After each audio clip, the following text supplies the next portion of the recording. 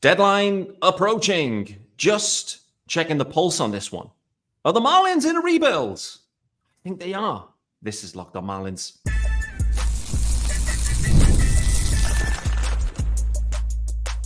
You are Locked On Marlins, your daily podcast on the Miami Marlins. Part of the Locked On Podcast Network, your team every day.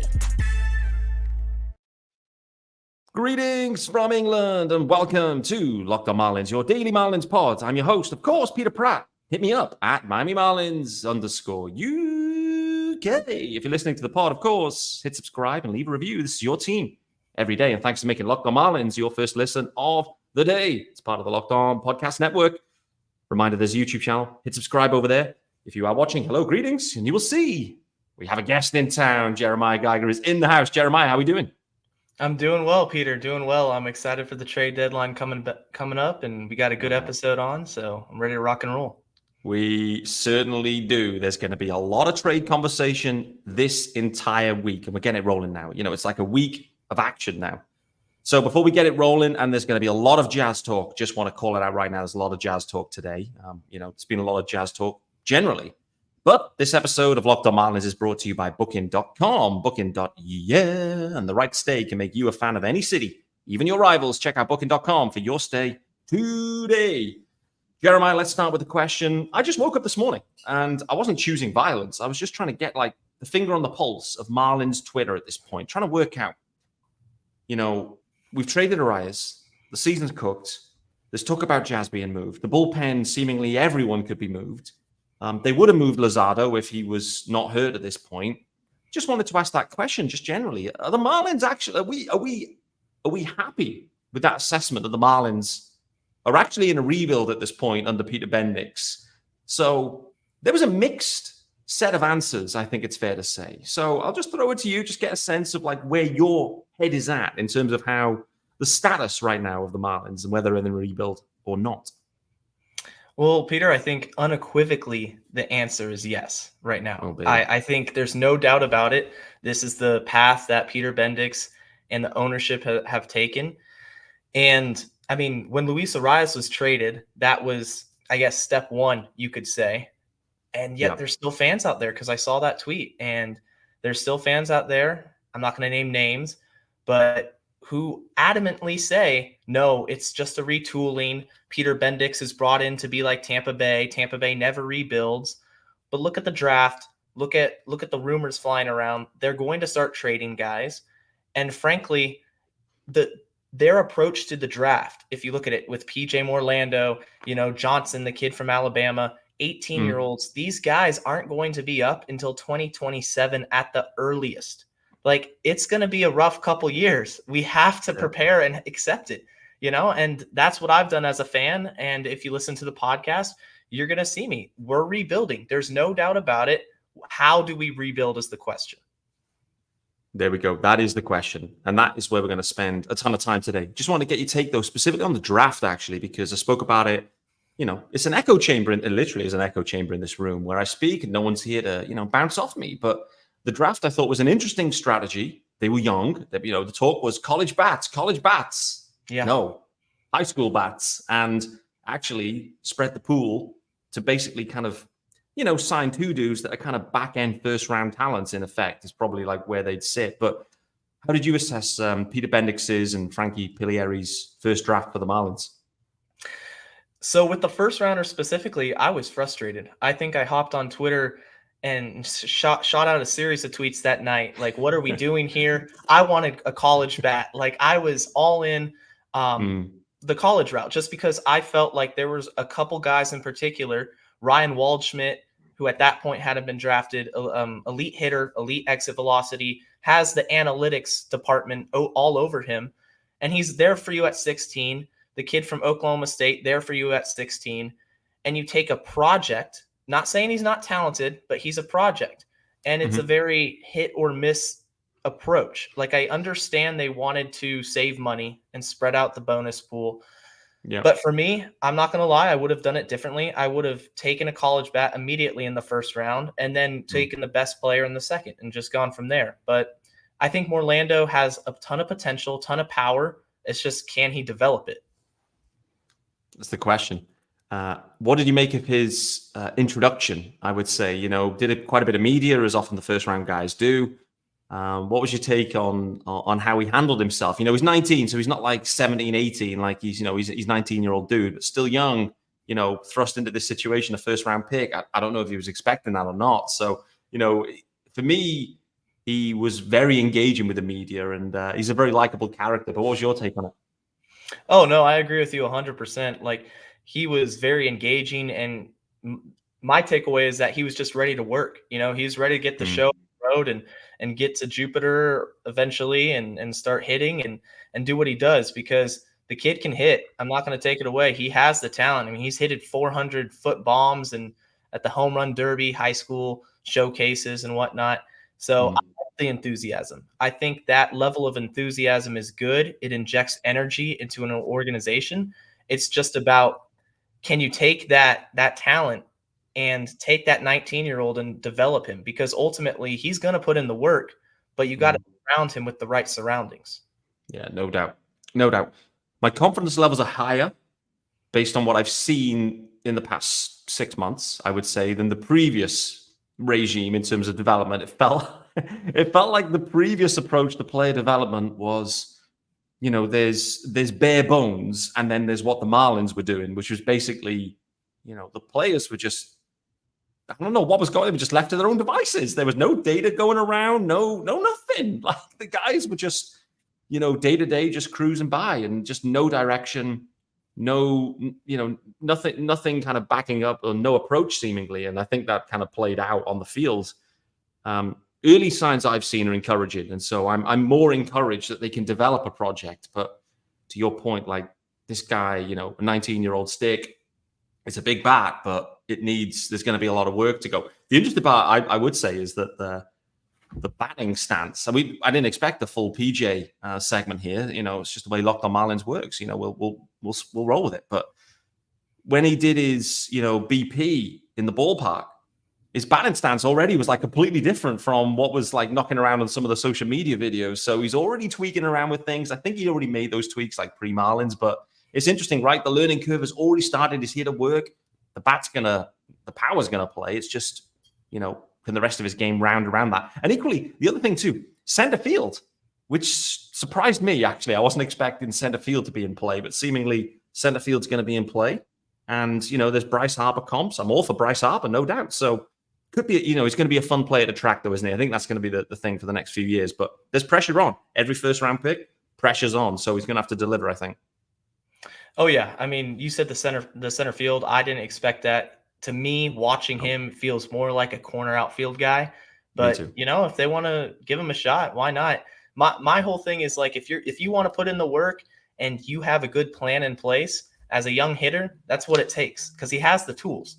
Like, you can't teach that raw power. It's just there. So it's all about development from here on out. No doubt. How about an outfield of Jacob Berry in left field and PJ Molando in center field? I mean, boy, oh boy. Oh, you love to see it. Love to see it. Love to see it is right. Right, let's get into Jazz Chisholm Jr. because on the field yesterday, I mean, just in general, I guess, Jeremiah, what we've seen with Jazz, the rumors start to circulate. A week back, 10 days, whatever it might be, we start to get this Jazz trade train rolling. Next thing is, there's been a significant production uptick, I would say, from Jazz since then. We saw it again last night. Legs out of double, steals a couple of bags, a couple of RBIs, like an outfield assist as well. Like, Jazz with an awesome, well-rounded game. No home run, but 2 stolen bags, double RBIs, outfield assists. He's doing it all. And all I ever hear from Skip Schumacher is, the guy's a freak. The guy's special. He's the impact player. He can do it all. And so, for me, well, firstly, before we segue into the media aspect of this, how are you seeing Jazz at this point as a player and what he's like actually delivering in 2024? Because there's been a few knocks on him historically. But I think it's fair to say that Jazz is answering those knocks this year in terms of health, in terms of facing lefties, in terms of no walks, in terms of attitude. All of this, for me, this has been almost a flawless campaign from Jazz. What about you?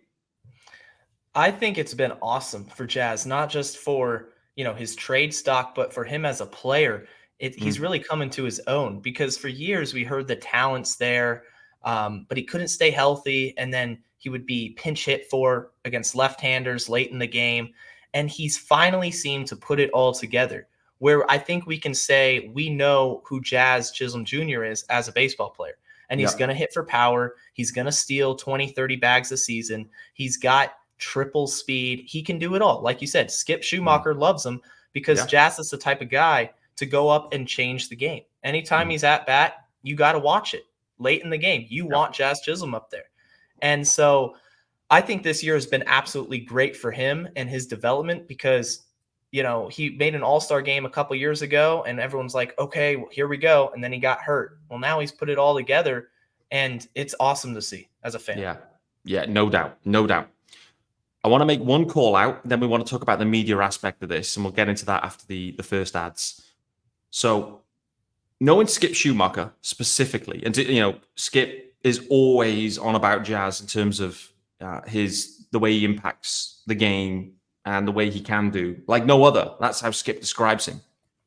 Taking that away, one thing I know about Skip Schumacher for certain is the players will know their roles. There will be accountability everywhere.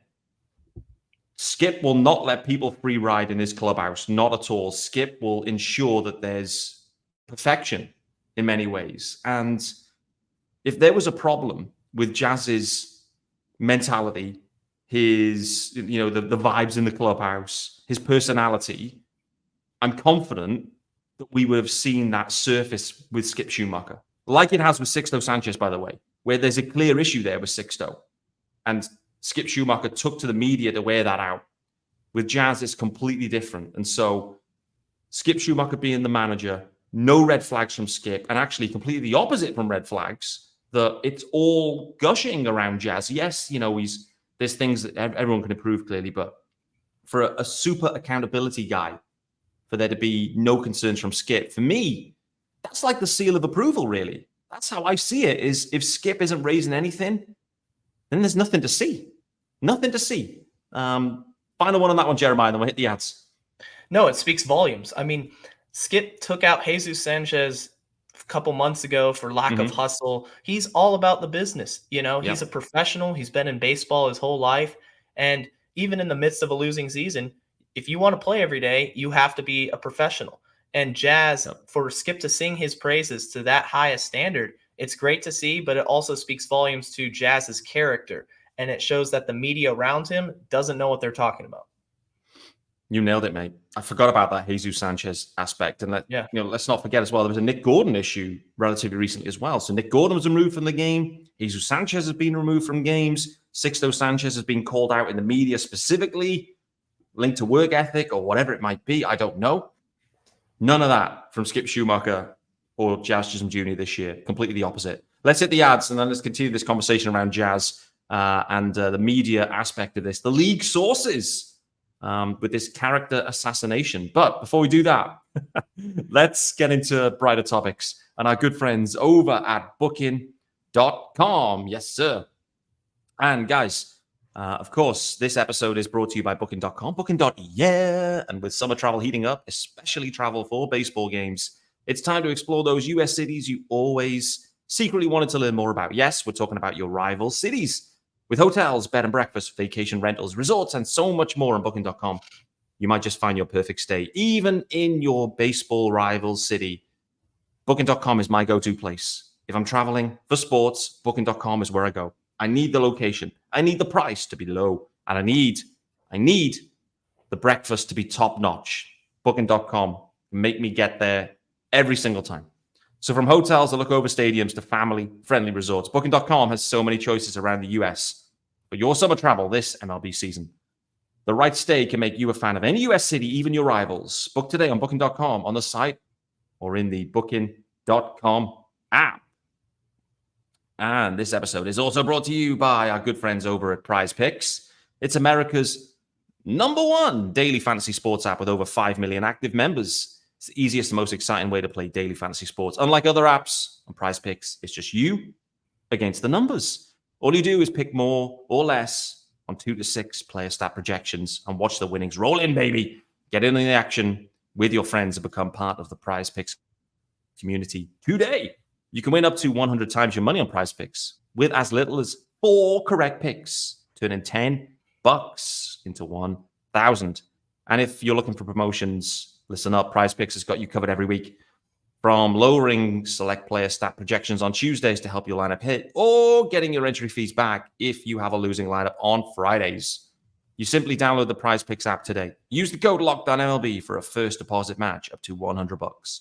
That's LOCKEDONMLB on PrizePicks for a first deposit match up to $100. Pick more, pick less. It's that easy.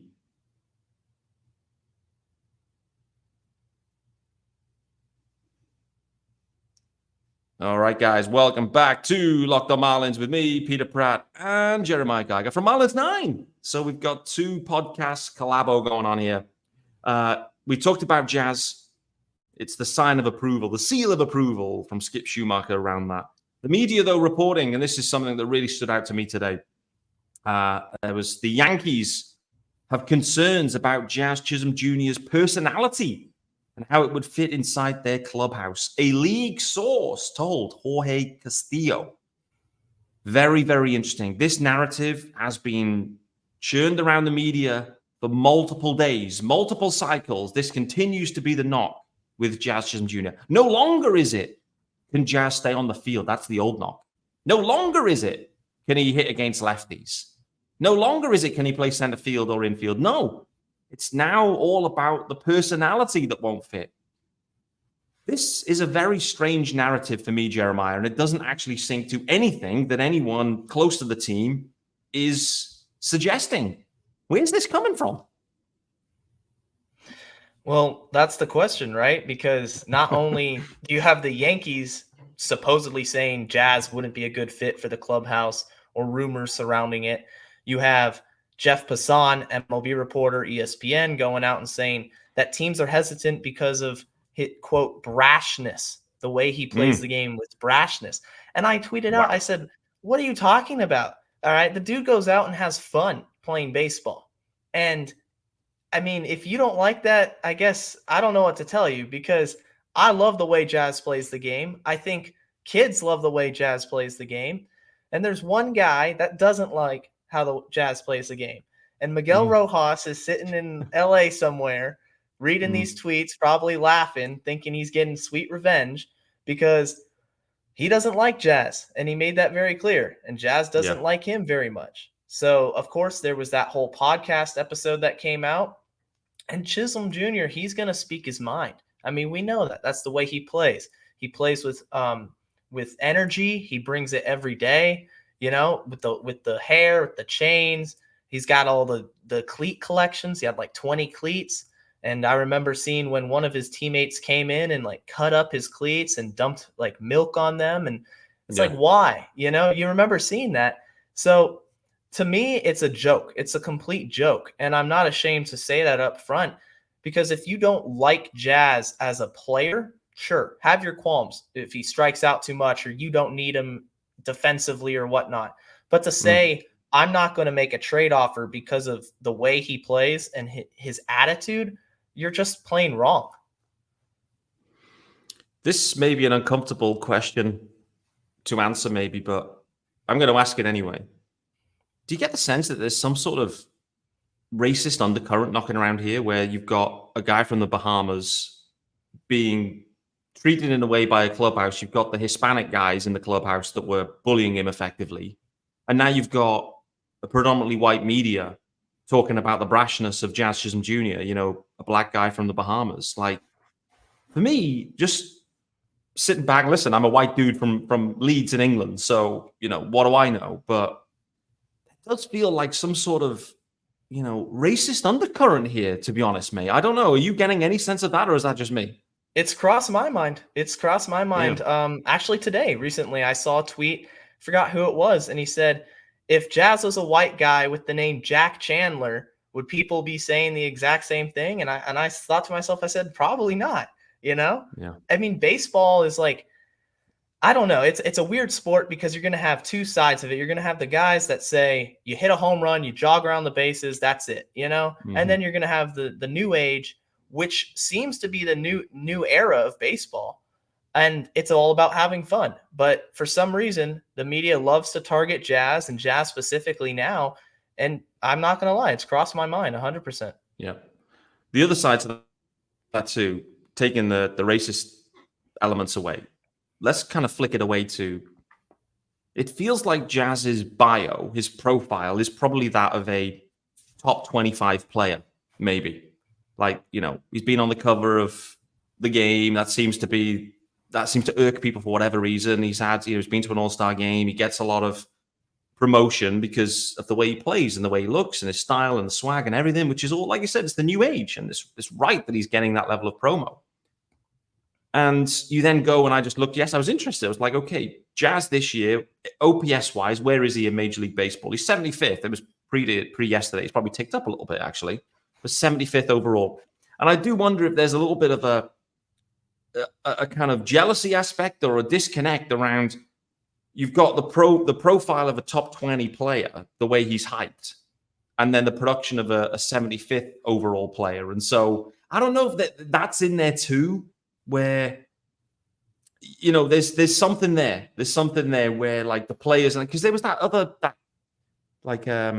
players were asked a questionnaire on, most overhyped player or something, and Jazz were like way up there. And I get the sense that there's like a bit of jealousy as well knocking around the attention that Jazz gets, even though he hasn't been able to put together a full year historically. So I don't know. There's probably a bit of it combined. Like, I don't know if there's a racist element, but maybe there's a hype element, maybe a jealousy element. I don't know, but it feels like everyone that's close to Jazz, and I turn to the Fish on First guys that are there every day. They're in the clubhouse every single day.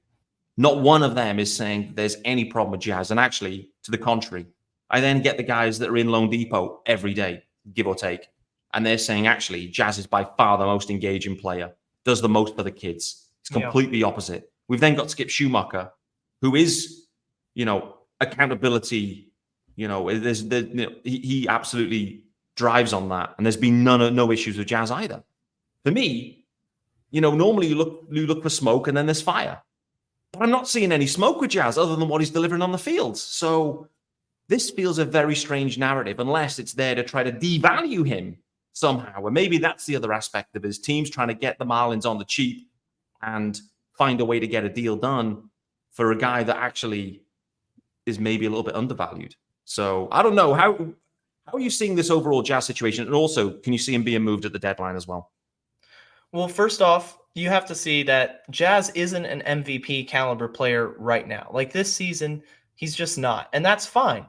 He's a very good player, but he's not an MVP. He's made an all-star game. He hasn't stayed healthy. And so this year he's had that breakout season, and then immediately gets put on the most overrated list of players, voted by peers. So for the sense of jealousy, yeah, I could see that being a factor 100%. But there's also the fact that he's not playing the game the wrong way. If he was going out there and being himself, but he's being a jerk to other people and his teammates and the pitching and making an issue in the clubhouse and making an issue to other teams, then I could see that being valid. But the fact is, he's just going out there and playing ball, and he has fun doing it.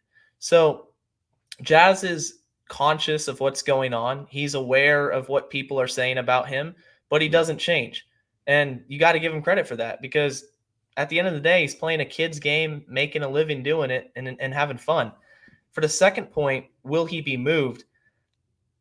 That's tough, because I thought he was going to be, and I've been kind of off and on. Yeah, I think he will. I think Peter Bendix ends up pulling the trigger and getting a deal done, but it has to be at the right price because of the years of control. You can't just trade him to trade him. Like, if the deal's not there, Peter, do not trade him. Like, there's no reason to. But if a team is going to pay, like the Mariners or possibly the Pirates, I mean, the Mariners in particular, man, they gotta do something. Yeah, good fit. Absolutely, you make that deal. Yeah, no doubt. That definitely is like 101 right now, it seems, like in terms of possible landing spots. I'd say the Mariners, and man, oh man, there's a prospect in that farm system that the Marlins liked a lot of the draft in Harry Ford. I know they specifically were looking to take him. The Mariners were ahead of the Marlins in that draft, and they took him ahead of the Marlins. Different organization now, different people involved. Nevertheless, though, Harry Ford, a stud of a prospect, and equally great British roots. So I'm all in on that deal happening. Harry Ford playing for Great Britain in the WBC. His family is from the UK, and so yeah, I'm all in on that. There's definitely a good connection there if they make that happen. But wait to see. It's a perfect English name, isn't it, Peter? Harry Ford.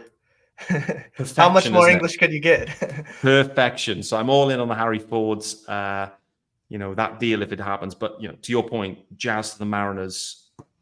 I just want to put this out there, by the way. I don't want Jazz to be traded. I don't want Jazz to be moved at all because I love watching Jazz play for the Marlins, and it's going to really be painful when he isn't a Marlin anymore. So I don't want him to be moved. But if he is moved, I think the Mariners are a really good landing spot. I agree. Let's hit the final ads. I also want to touch on the news from today. Sandy Alcantara throwing a bullpen, first bullpen, seemingly. So 20 pitches from Sandy. Let's talk about his timeline. Equally, let's talk about the Marlins bullpen more generally, which is en fuego. Before we do that, let's firstly let you know about our good friends, over at Game Time. Yes, sir.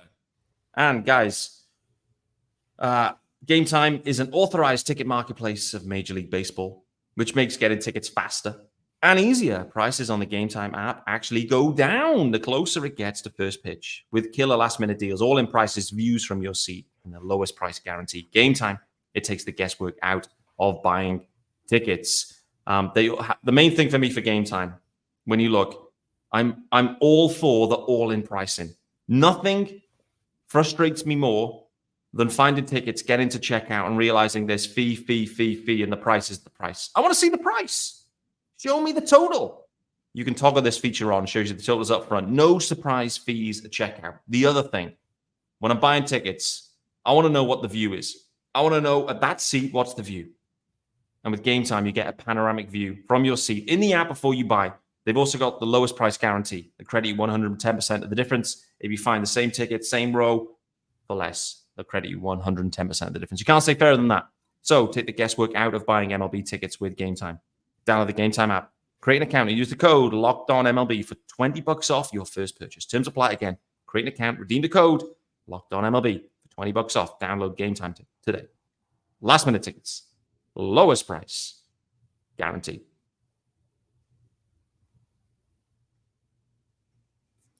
All right, guys, welcome back to Locked on Marlins. Final segment here with me, Peter Pratt, and Jeremiah Geiger. And we are talking Sandy Alcantara. He's back in the bullpen. And that is super encouraging for me, Jeremiah. Sandy is back. He's throwing through 20 pitches or so today.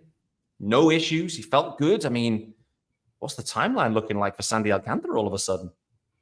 Well, it looks like he's on the right track and ahead of his progress in his rehab to where he can make opening day next year, be the starter, and all systems go. I mean, he's one of the hardest workers in baseball, and his desire to be out there on the mound is second to none. I love it. I love seeing the progress. Hopefully in September, maybe he'll start making some rehab appearances in the minors. So, opening day against the Pirates, we got Paul Skeens, Sandy Alcantara. Wouldn't that be something? Could be. Really could be. I assume that the expectation is that Sandy isn't moved at this deadline, though, right? Considering the current rehab situation with him. Yeah, I wouldn't. I mean, you have to get him back full strength. And if you're going to trade him, I think it would be deadline next season. But it would be absolutely terrible and malpractice for the Marlins to consider trading him now. I love that word. I'm a big fan of the word malpractice, no doubt. This Marlins bullpen, though, has been Marlins. No doubt about it. No doubt. And listen, it isn't all just Peter Bendix specifically. No. There's been malpractice for many, many years while we've been covering this 20 years. No doubt. Talk to me about this bullpen, though, because the actual pen has been on fire. We know Tanner Scott has obviously been the leading light. But listen, it feels like the whole pen as a group has just come alive in the past few month or so, 2 months. I don't know. It just basically since AJ Puck returned back to the pen, it feels like everything's just slotted into place and the pen has just been rolling ever since. And all of a sudden now, Bendix has got a lot of tools to play with at this deadline where, frankly, 5, 6, 7 guys, there'll be calls on them. Like, not only Scott, we know, but this 5, 6, 7 guys in this pen that teams will be interested in, think they can add value now, but for multiple years beyond. And so I was looking back and thinking, what have the Marlins done for relievers in the past? I was looking back at that Sergio Romo trade with the Twins, where the Marlins were able to get Lewin Diaz back for that. That was a couple of months of Sergio Romo. So listen, high leverage relievers are always going to get big prospects back. Lewin Diaz at the time, big prospect. Frankly, if the Marlins were able to do anything like middle of the road player development, in my opinion, Lewin Diaz could have been a stud. Frankly, I think they completely botched Lewin Diaz. But, this is going to be super exciting to see Bendix cook because, the offensive side's a little bit light in terms of sticks, Jazz being the main one. Bullpen-wise, boy, oh boy, he's got a lot of tools to move, I think. So I'm interested to see. How many do you think they go? How many of these relievers do you think are moved? I think you're going to have 3, at least 3. I mean, you said it. Yeah. The tools they got, the trade chips right now. I mean, we got AJ Puk, Tanner Scott, who might be having the best season ever for a Marlins reliever. I mean, the save numbers aren't there, no fault of his own, but he is so dominant right now. We got Chargois, Declan Cronin. My prediction right now, I think you're going to see, obviously, Tanner Scott get traded. AJ Puk, I'd love to see get traded because of the control. Teams will pay more for him. And then I really like Declan Cronin. I think you're going to see a team call for him at the deadline.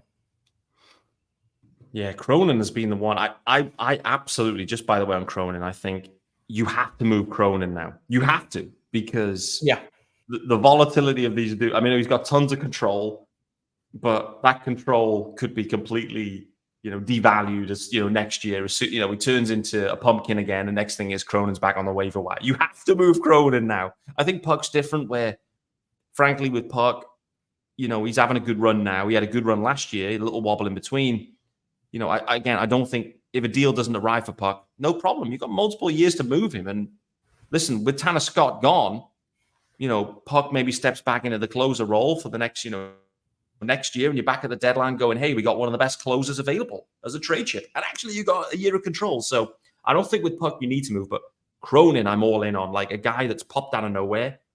Calvin Fauché maybe something similar to that, where, next year could look, from year to year, who knows? And I think capitalize on the good streak they're having.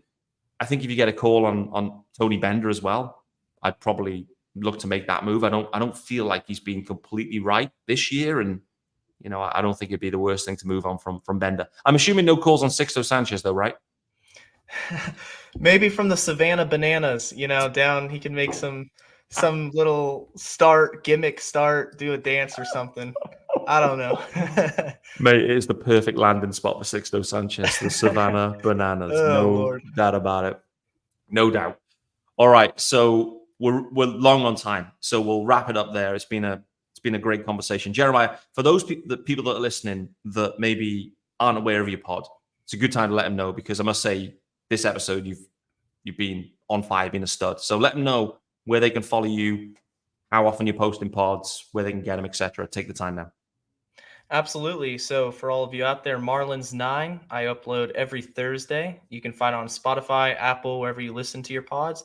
And I got the YouTube channel out now. So video feed out, YouTube channel. So if you're listening to this, please go over, subscribe, and weekly pods every Thursday. Have great guests like Peter Pratt himself, hopefully coming on soon. So yeah, thank you, Peter. You know it. Awesome. Well, Jeremiah, it's been awesome talking to you. I think you absolutely nailed this episode. You were on fire. Guys, appreciate everyone making Locked On Marlins your first listen of the day.